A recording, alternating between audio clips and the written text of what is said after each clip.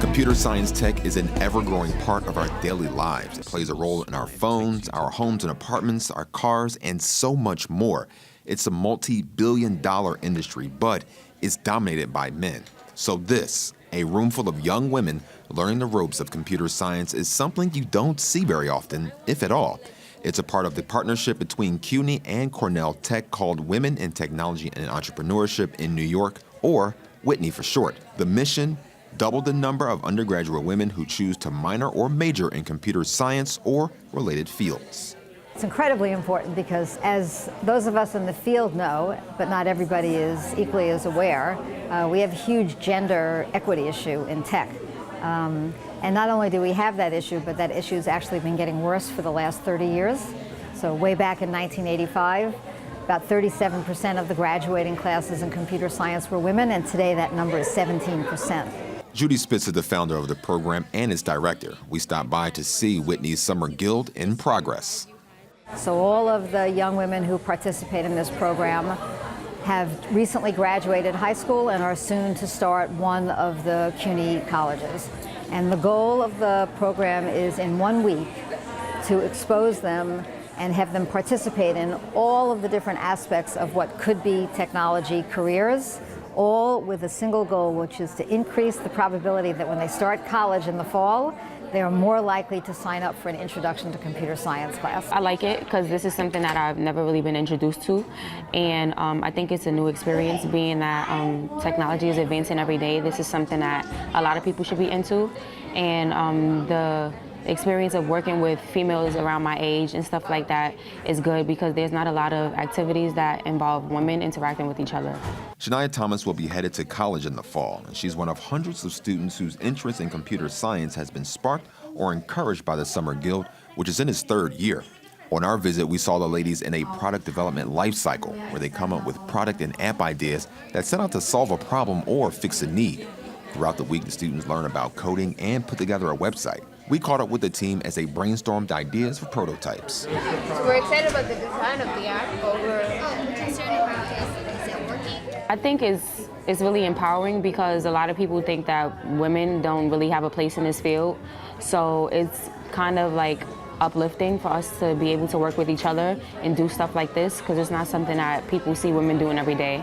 Seeing how the girls come up with their ideas and solving the problems is just phenomenal. It gives me chills sometimes just to listen to the young ladies and hearing what they have to say and how they solve a problem, and their ideas is just out of this world. Charisma Pagan has been teaching in the program since the beginning and helps the students as they work each day on new activities. Yeah, red is just like stop. Yeah.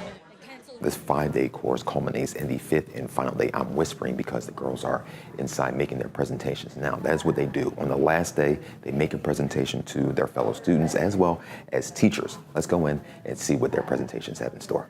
In order to do that, we have a function in JavaScript that would allow us to have the color change from the blue to the orange, depending on whether or not you click on it or not. I didn't expect to be giving such a big presentation in front of so many people, and there were important people in the audience as well, which is exciting as well. Emily Fang is headed to Hunter College in the fall. The computer science bug hit her in high school after she took an industrial design class. My presentation was on a app. It uses user input based on your mood. It would suggest different activities for you to do in the meantime. At the beginning, it was mostly targeted towards people with addictions, like people who are addicted to smoking. They would use this app to take up other activities rather than using their break to go outside and take a smoke. It's that type of spark the program is looking for. I asked Whitney's founder the heavy question: why aren't there more women in tech? There's no single answer.